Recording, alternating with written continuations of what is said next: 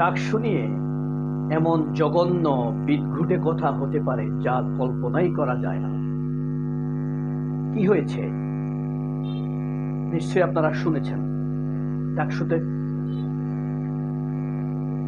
সর্বমিত্র চাকমা পদত্যাগ করতে যাচ্ছেন, তবে এই জঘন্যতার সাথে এই পদত্যাগ করার কোনো সম্পর্ক নেই।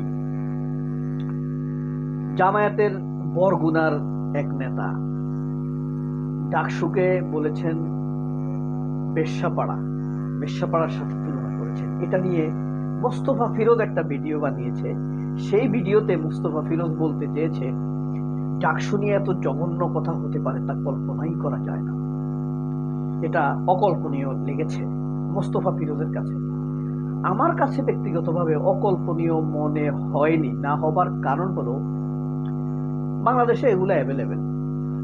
ঢাকা বিশ্ববিদ্যালয়ের একজন অধ্যাপিকা শেহরিন আমিন মোনামিকে নিয়ে বিএনপি ঘোরতর সমর্থক কর্মী বলা যায়, একজন সাংবাদিক, সে এই মোনামিকে নিয়ে যে নোংরা ফেসবুকে স্ট্যাটাস দিয়েছে তা অর্গানাইজড এবং মামলা হয়েছে তার বিরুদ্ধে। এটা নিয়েও মোস্তফা ফিরোজ কিন্তু ভিডিও বানায় নাই। ইউনিভার্সিটি একজন শিক্ষিকা, মেধাবী শিক্ষিকা, নারী মানুষ, তাকে নিয়ে যে জঘন্য কথা বলেছে এটা নিয়ে কিছু হয়নি। ছাত্রদলের এক নেতা, প্রান্তিক নেতা তারেক জিয়া, যাকে বাহবা দিয়েছে, বলেছে এই ছাত্রদলের নেতাকে আমি ফলো করি। সে বলেছে বাংলাদেশের প্রবাসীরা নাকি তাদের স্ত্রীকে বন্ধক রেখেছে জামায়াতের আমিরের কাছে। এটাও মোস্তফা ফিরোজের কাছে জঘন্য মনে হয়নি।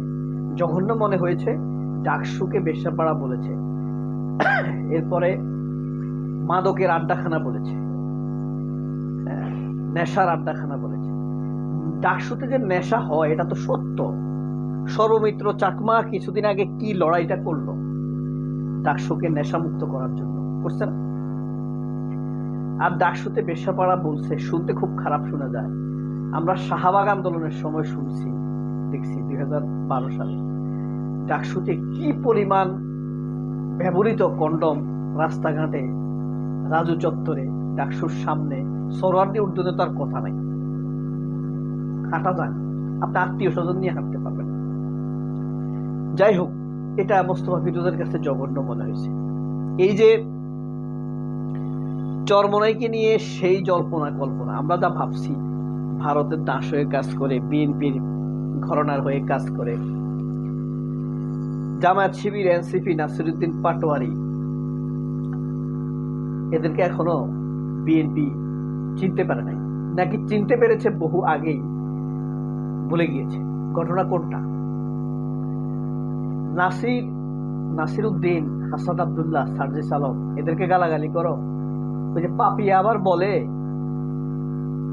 রাজশাহী বিশ্ববিদ্যালয়ের জিএস আম্মার এত সাহস কোথায় পায়।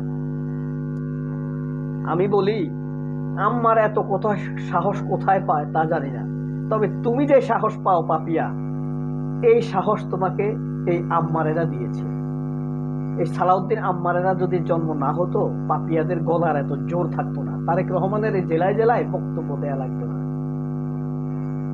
এই ডাকসুর পোলাপাইন সাদেক কায়েম, হাসনাত আব্দুল্লাহ, সার্জিস আলম, আম্মার, শহীদ শরীফ ওসমান হাদি, এদের কারণেই তোমাদের গলার জোর। এখনো চিনো নাই জামায়াত শিবির, এনসিপি, নাসিরউদ্দিন পাটোয়ারি কি জিনিস? বিএনপি চিনছ, এখন ভুলে গেছ, আবার টের পাইবা সময় আসলে। যখন সময় আসবে তখন ঠিকই টের পাবা। এখন এই যে ত্রিমুখী তিনটা বিষয় দেখেন, সাদেক কায়েমের কে খেয়ে দিছে জামায়াতের এই নেতা, বরগুনার নেতা। সে দেখেন ঘটনাটা একটু রিলেট করায় আপনাদেরকে। এসব নেতারা এই সংগঠনকে বিপদে ফেলায়। সে সত্য কথা বলছে কিন্তু সময় উপযোগী না। আপনি ক্ষমতায় আসলে এখন সাথে সাথে কি শরিয়া বাস্তবায়ন করতে পারবেন না? আগে মানুষকে প্রস্তুত করতে হবে, বুঝাতে হবে, গণভোট দিতে হবে, তাই না? সাদেক কায়েমের কয়দিন আগে, পরশু, ঢাকা বিশ্ববিদ্যালয়ে যে চাঁদাবাজি করে ছাত্রদল, সেটা কিন্তু প্রকাশ করেছে স্ক্রিনের মাধ্যমে, বিগ স্ক্রিনে একদম সবাইকে দেখাইছে কোথায় কোথায় চাঁদাবাজি করে, কিভাবে চাঁদাবাজি করে, কার দোকান ভাঙচুর করে, সব দেখাইছে। 2 দিন না যেতেই জামায়াতের এই নেতা ঢাকা বিশ্ববিদ্যালয় নিয়ে মন্তব্য করার সাথে কোনো যোগ আছে? আছে। আপনি খবর নিয়ে দেখেন, জামায়াতের ওই নেতা কোনো গুরুত্বপূর্ণ নেতা না, 1 নম্বর। 2 নম্বর, জামায়াত যে ধরনের প্রশিক্ষণ দেয় তাদের নেতাদেরকে, সে সেইভাবে প্রশিক্ষিত না। হয়তো কিছু টাকা পয়সা আছে, আর নমিনেশন তো মানুষ অনেককে দেয়, ক্ষমতার রাজনীতি, তাই না? বিএনপির মতো তো আর ধর্ষক ঋণ খেলাপিদেরকে দেয় নাই জামাত। কিন্তু এই জামায়াতের নেতার তদন্ত হওয়া দরকার। যা আওয়ামী লীগেরা খোঁচা দিয়ে তাকে এই মন্তব্য করাইছে, সাদেক কায়েমকে বিপদে ফেলার জন্য, ছাত্র দলকে উদ্ধার করার জন্য জামায়াতের এই নেতা এই বক্তব্য দিচ্ছে। এখন সরি বললে লাভ হবে? বেটা অসভ্য। জামাতের মধ্যে তো আমি জানি 2-4টা খারাপ লোক আছে, এটা হইলো সেটা একটা বরগুনার এটা। তবে সে মিথ্যা কথা কয় নাই, সময় মতো বলে নাই। ছাত্রদল যেখানে বলতেছে আমাদেরকে নাই করে দিছে ডাকসু, এখন এটা বলে কি করলো, সাদেক কায়েমকে আবার চাপে ফেলে দিল না? ডাকসুর তো প্রতীক হয়ে উঠছে সাদেক কায়েম, ঢাকা বিশ্ববিদ্যালয়ের জামায়াতের প্রতীক, শিবিরের প্রতীক এখন, তাই না? এখন আবার এটা যেমন সত্য জামায়াত নেতা সঠিক বলে নাই, আবার মোস্তফা ফিরোজ যে উদ্দাম নিয়ে নিরপেক্ষ হয়ে উঠছে, জঘন্য কথা বলছে ডাকসু নিয়ে। কেন বেটা, দেশের লক্ষ লক্ষ নারীকে যে অপমান করছে, তোর কাছে এটা জঘন্য মনে হয় নাই? লক্ষ লক্ষ নারীকে বলছে যে বিদেশ যাওয়ার সময় তাদের বউকে বন্ধক রেখে যায় জামায়াতের আমেরিকাতে, তোর কাছে জঘন্য মনে হয় নাই? ডাকসুকে বেশ্যাপাড়া বলছে, ও ঠিকই বলছে, ওই যে সত্য তো। যদি ডাকসু বেশ্যাপাড়া না হইতো তাহলে মোস্তফা ফিরোজের মতন কুলাঙ্গার সাংবাদিক জন্ম নিত কিভাবে? ডাকসুতে তো এগুলো আছে, যারা যায় তারা দেখে, ঠিক আছে, ভরপুর। আপনি বসতে পারবেন না মাগরিবের নামাজের পরে, আশেপাশে কোনো ফুটপাতে আপনি এই যে আপনি সরওয়ার দিতেও ঢুকতে পারবেন না, ফুলার রোডও যাইতে পারবেন না, ঢুকতে পারবেন না।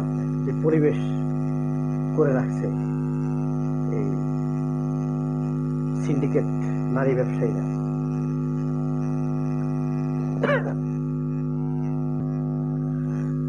তো ইদানিং মোস্তফা ফিরোজকে নিয়ে আমি বেশি বলে ফেলতেছি, সম্ভবত আপনারা বিরক্ত হলে ক্ষমা করবেন। সে আসলে সংবাদের নামে বিরক্ত চড়াচ্ছে, অ্যাক্টিভিজম করছে, রাজনীতি করছে, সে নিরপেক্ষ থাকতে পারছে না। সে কিছু কিছু বিষয় আশ্চর্য হয়। ওই যে ব্যারিস্টার ফুয়াদ রোকসানা আঞ্জুম নিকোলকে বলছে না, রোকসানা আঞ্জুম নিকোল বলছে, আশ্চর্য, আপনি আপনি স্বাধীনতা 30 লক্ষের ব্যাপার কথা বললে আপনি আশ্চর্য হন কেন? আমার কাছে তো আশ্চর্য লাগে। তখন ব্যারিস্টার ফুয়াদ বলছে, আপনি তখন কেন আশ্চর্য হন না, যখন বেয়ারট দিয়ে কাদের সিদ্দিকী খুঁচিয়ে খুঁচিয়ে মানুষ মেরেছে, 28 অক্টোবর লবিগুড়া দিয়ে মানুষ মেরেছে, তখন তারা আশ্চর্য হয়।